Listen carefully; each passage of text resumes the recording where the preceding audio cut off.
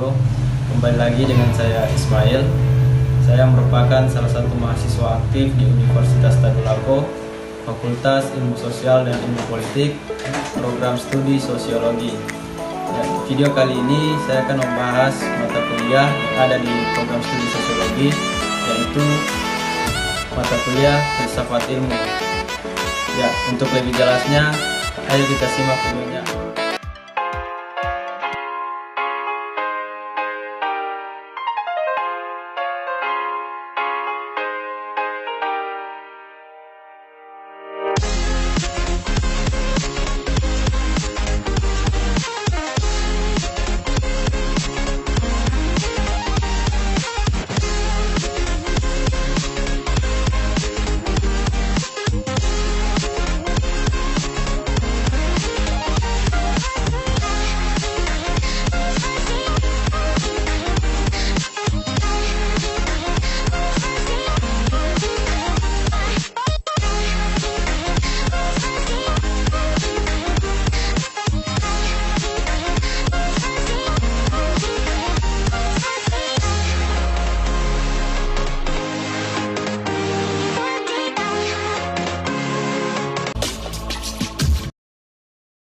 Pengertian filsafat hukum.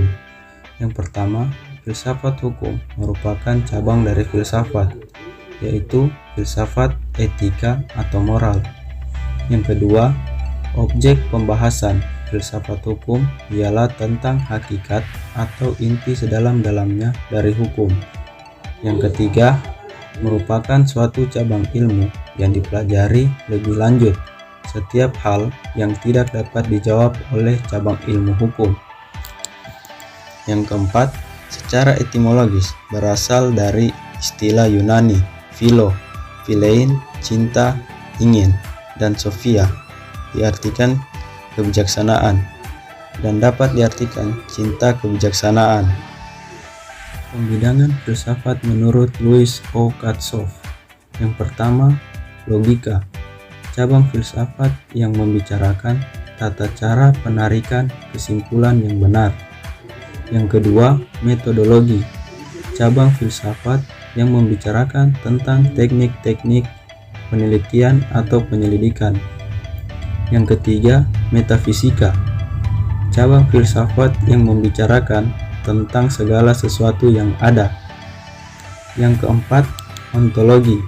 Cabang filsafat yang membicarakan tentang asas-asas rasional dari kenyataan yang ada. Yang selanjutnya yang kelima, kosmologi.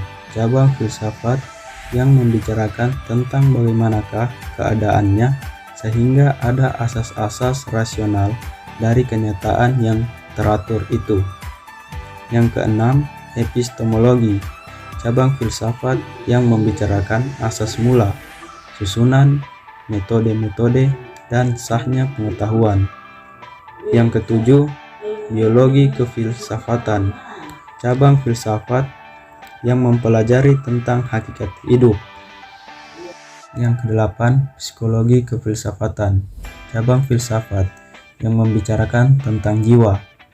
Yang kesembilan, antropologi kefilsafatan. Cabang filsafat yang membicarakan tentang hakikat manusia. Yang 10, sosiologi kefilsafatan. Cabang filsafat yang membicarakan tentang hakikat masyarakat dan negara.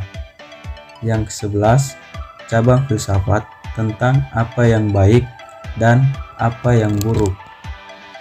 Selanjutnya yang ke-12, estetika. Cabang filsafat yang membicarakan tentang keindahan. Dan yang ke-14 terakhir, filsafat agama. Cabang filsafat yang membicarakan tentang hakikat keagamaan. Selanjutnya kita masuk ke sejarah perkembangan filsafat hukum. Yang pertama, zaman purbakala, yaitu zaman Yunani. Zaman Yunani terbagi menjadi 3. Yang pertama, masa Prasokrates, dan yang kedua masa Sokrates, Plato, dan Aristoteles, dan masa ketiga masa Stoa. Dan zaman yang kedua yaitu zaman pertengahan. Di zaman pertengahan terbagi menjadi 2, yaitu zaman kegelapan dan zaman skolastik. Dan zaman ketiga yaitu zaman Renaissance. Zaman keempat yaitu zaman modern. Dan zaman kelima yaitu zaman baru. Selanjutnya kita masuk ke aliran-aliran dalam filsafat hukum. Yang pertama, aliran hukum alam terbagi menjadi dua, yaitu irasional dan rasional. Yang kedua, aliran hukum positif terbagi menjadi dua, yaitu analitis dan hukum murni. Yang ketiga, aliran sejarah. Yang keempat, aliran kegunaan atau utilitarianisme terbagi menjadi tiga. Yang pertama, individualis. Yang kedua, sosialis. Yang ketiga, gabungan. Yang kelima, sociological jurisprudensi. Yang keenam, pragmatic legal realism.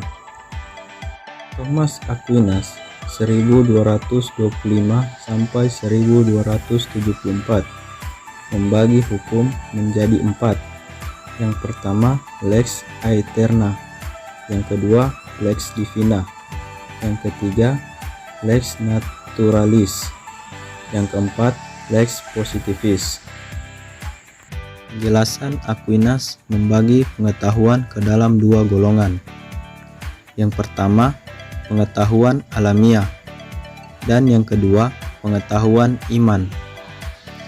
Yang pertama, lex aeterna, hukum rasio, Tuhan yang tidak dapat ditangkap oleh panca indera manusia.